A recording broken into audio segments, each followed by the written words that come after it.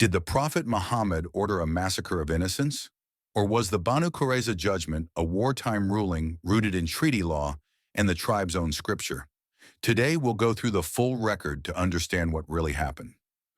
Why this episode is contested, many critics highlight the execution of Banu Qurayza's warrior men to portray the Prophet negatively.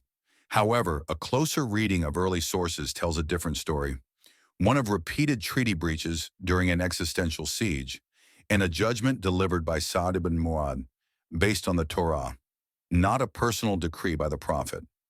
After persecution in Makkah, the Muslims found refuge in Medina. They made a pact with the local Jewish tribes, including Banu Qurayza, to defend the city together and not aid any enemy.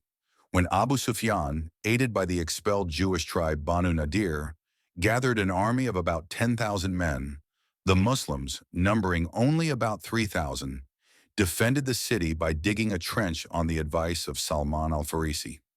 This strategy successfully stalled the siege for 2 weeks.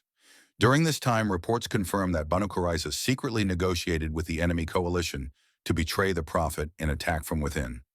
When the Prophet heard the news, he sent a group of companions, Sa'd ibn Mu'adh, Sa'd ibn Ubadah, Abdullah ibn Rawaha, and Khawat ibn Jubair, to verify the claim.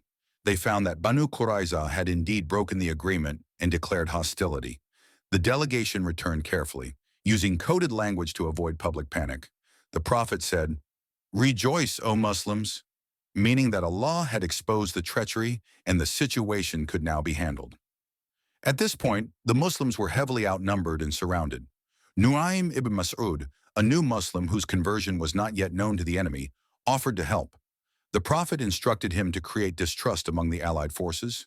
Nu'aym first went to Banu Qurayza, warning them that Quraysh and Ghatafan might abandon them, and advised them to demand hostages as a guarantee.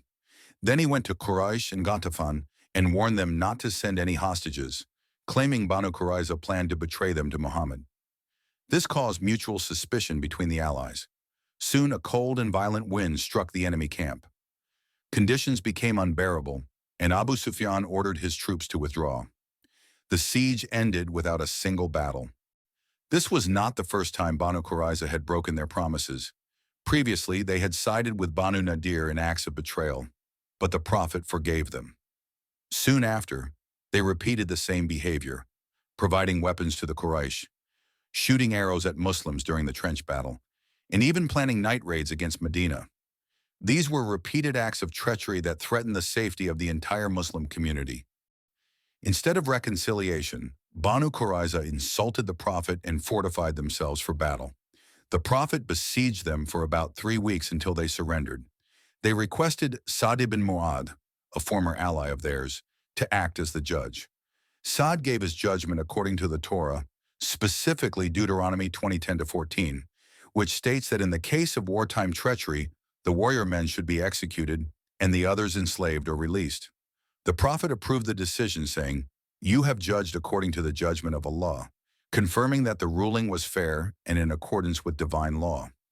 Only the adult warrior men who fought against the Muslims and took part in the betrayal were executed. These were not civilians or innocent individuals.